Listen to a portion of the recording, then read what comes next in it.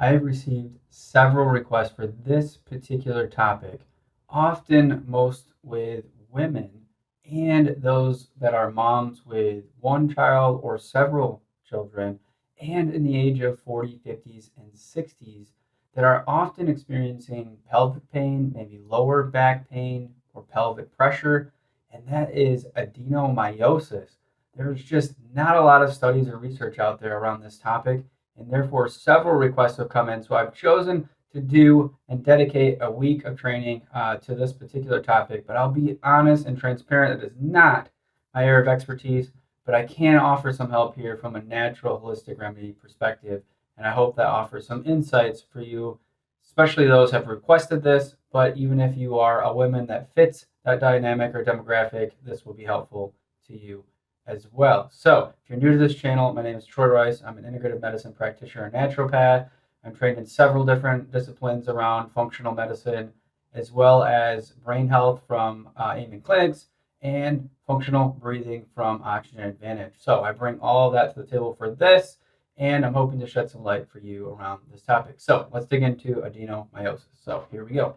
So what is it, right? So adenomyosis is a medical condition in which the tissue that normally lines the uterus, endometrium, grows into the muscular wall of the uterus. This can lead to an enlarged and painful uterus, as well as heavy or prolonged menstrual bleeding. Okay, so what does that mean? Okay, a lot of us, especially if you're a woman that cares about this arena, you've heard about endometriosis, right? Okay, and that is a buildup of tissue in and around the uterus. Okay, and it could start with some small tissue built up and then slowly expand and then grow all around the uterus, even including inside the ovaries. Okay, this is not endometriosis, but rather a little bit of a different, which is it is the endometrial tissue built up goes in to the uterus lining. Okay, so it puts pressure on the uterus lining, and that is what is called adenomyosis. Okay, so there are 4 stages of adenomyosis. Okay, based on symptomatics all the way up to severe pain. Okay, so the first stage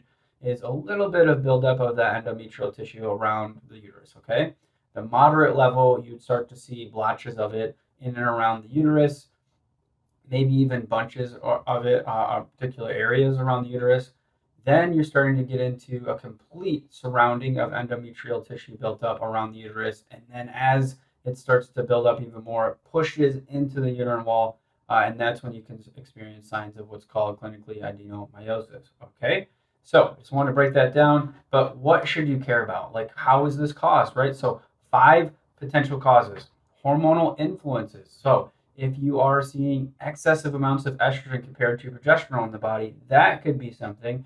And I did a video last week on the importance of B vitamins, especially B5, in the steroidal or sex pathway hormones for the production of progesterone, estrogen, and even testosterone. Okay, and stress plays a key role in that. So making sure that you're balanced, and if you've never had testing done with your hormones, especially if you are in that age range of 40s, 50s, and 60s, I would highly encourage you to consider that so that you can see where your levels are at. Okay, and so you can either run those testing through your primary care physician, or you can do an at-home functional medicine lab. And I'm going to include links on the free guide below at the end of this training. Okay, so making sure that that is in order. Inflammation of the uterus area is often a cause.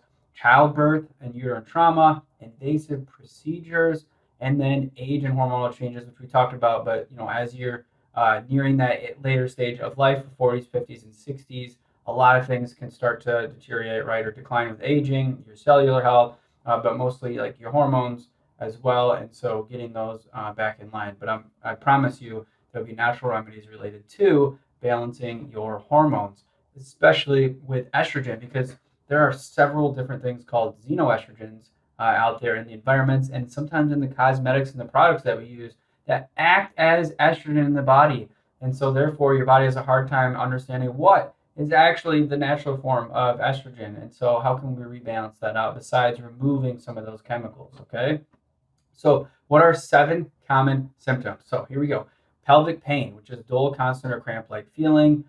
Menstrual cramps, heavy menstrual bleeding, pelvic pressure or fullness, painful during intercourse, lower back pain. So if you are have great posture and you don't sit for a long period of time, or you're in a car or maybe you have an injury that caused something for your lower back. If you are not have any preconditions, but you are having lower back pain, it could be related to this, okay? And then irregular menstrual cycles as well. So what can you do about it? Again, I'm not an expert in this space, but I can offer some light from a holistic perspective to help you navigate this. And so the way that you could first identify whether or not you have symptoms of adenomyosis 2 is there are 3 ways, okay? You get a physical exam where your primary care physician will kind of understand what your symptoms are, maybe even feel around and try to figure out what you have. Otherwise, you can get an ultrasound done, which will give you a picture of you in, or an MRI, okay? So you can consider some of those things.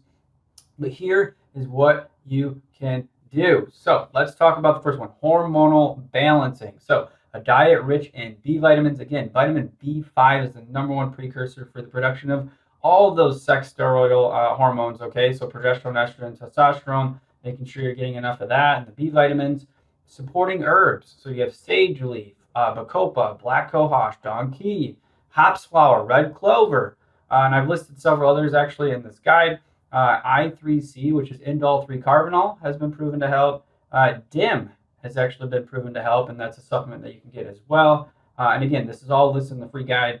Omega-3 fatty acids, so foods rich in fatty acids like fatty fish, salmon, mackerel, walnuts, flax seeds are awesome. If you're going to get an omega-3 supplement, I highly recommend you care about what source, because if it comes from farmed fish, it's been studied to have more omega-6 fatty acids than omega-3.